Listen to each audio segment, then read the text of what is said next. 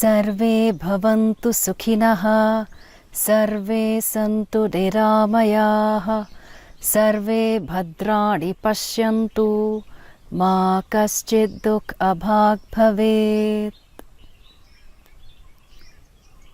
This is a prayer that we say. It's a very beautiful prayer. A prayer is an action. It gives results. What does the prayer mean? Sarve Bhavantu Sukhinah. May all beings be happy across the world, in all the languages. We wish each other to be happy. We wish each other happy birthday. We wish each other happy new year. We wish each other happy anniversary, so on and so forth.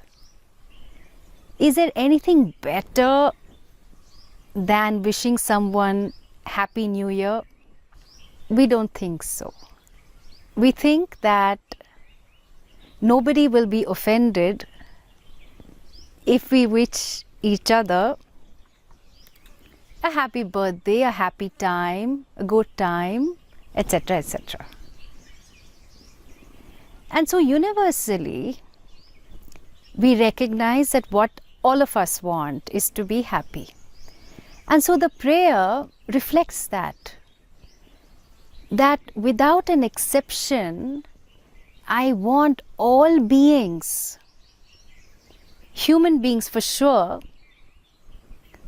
but all the beings, the insects, the plants, the animals, the trees, the forests, I want them to be happy. Why?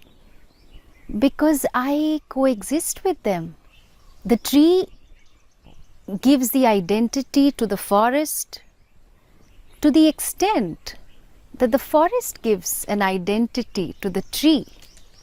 And if coexistence is the way forward, then what else can I wish for people around me other than being happy? It doesn't matter which religion the person belongs to. It does not matter which gender the person belongs to. It does not matter which community the person belongs to. I want all beings to be happy. And that is the beauty of this Hindu prayer. Because when others are happy, I am happy. When I am happy, I can share my happiness with others. Sarve Bhavantu Sukhinah. I am not partial. I don't have preferences. I want all beings to be happy. And they can be happy, they can have contentment if I live a life of dharma, if I do what needs to be done in different situations, if I do what needs to be done relating to different people, if I do what needs to be done by practicing non-violence to all the plants and animals and to human beings. So if I live a life of least injury, then I can ensure that all beings need not be afraid of me. They can coexist. They can be happy. Second line. Sarve Santu Nir-Aamayaah. One of the inhibiting factors for us to not experience happiness is disease. There could be some aches and pains, or there could be some illness, and when there is physical suffering, we can't help but suffer emotionally as well. Because the question will be, why me? why did this cancer have to get me? Or why was I born in this way? Why was I not taller? Why didn't I have a longer nose, etc., etc.? And so I recognize that I cannot live a life of full potential if disease is an inhibiting factor. And therefore, may all the beings live up to the potential that they have been given because they are free from disease. Sarve Santu Nir-Aamayaah. May all of them be free of disease. Because when one is having a disease, one is not at ease, one is not comfortable. Sarve Bhadraanni Pashyantu. So may we all see that which is Bhadram, that which is auspicious. What is auspicious? Actually, from the standpoint of the Hindu vision, what is it that is not auspicious? Because what is auspicious has come to me from Ishvara, from Bhagwan. And every form, the trees, the plants, the animals, the insects, the birds, the human beings around me, they are all a manifestation of Ishvara. So may I see all that is here, which is auspicious. May I have a vision that converts everything that I see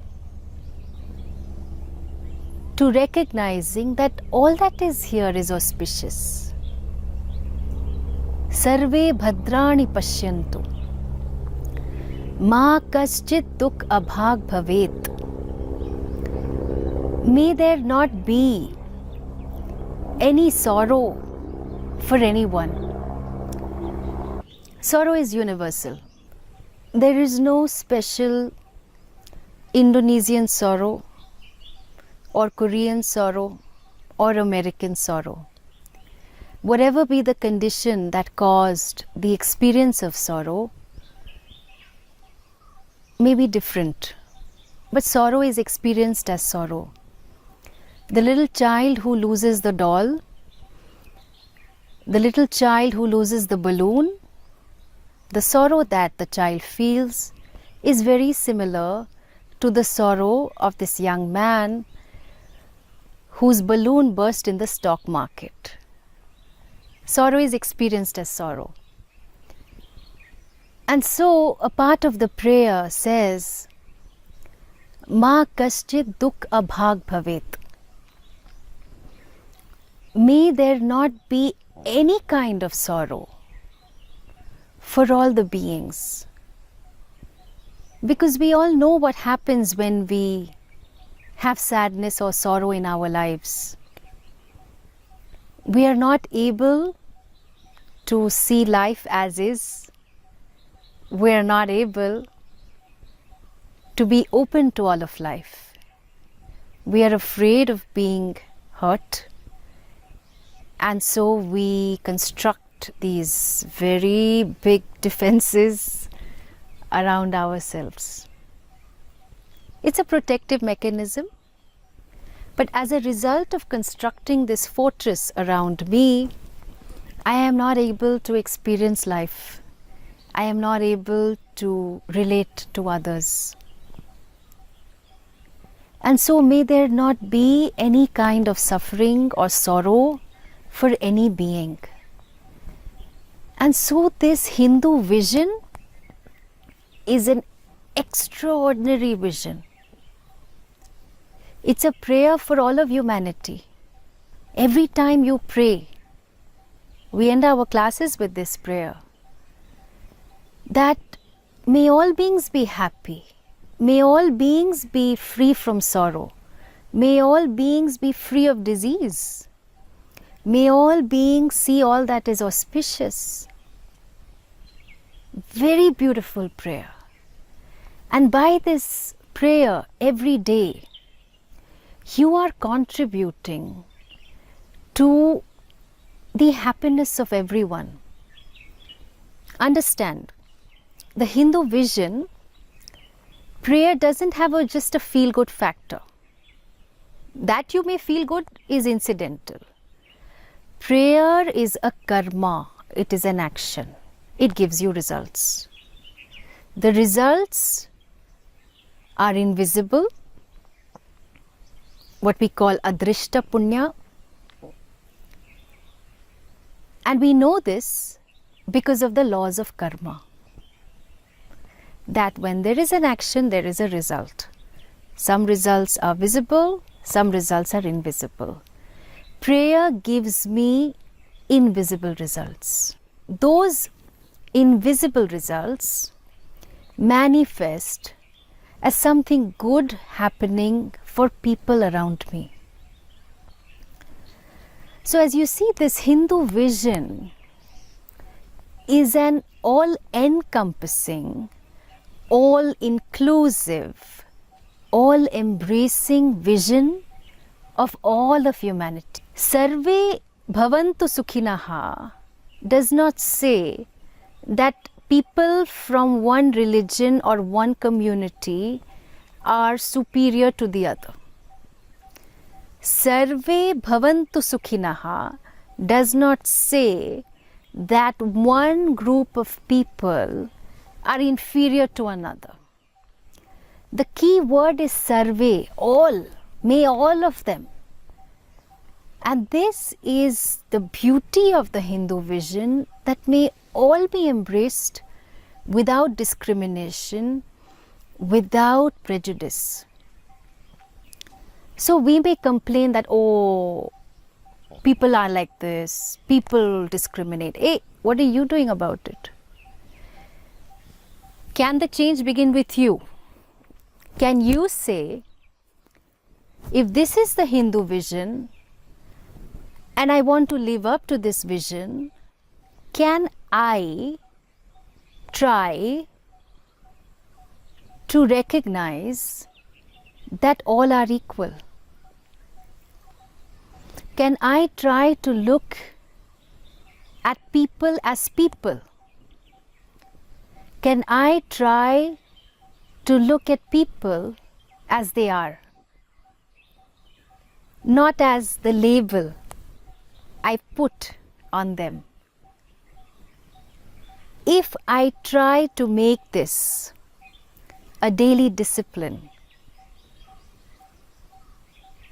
I would have contributed a lot. Om Shanti, Shanti, Shanti.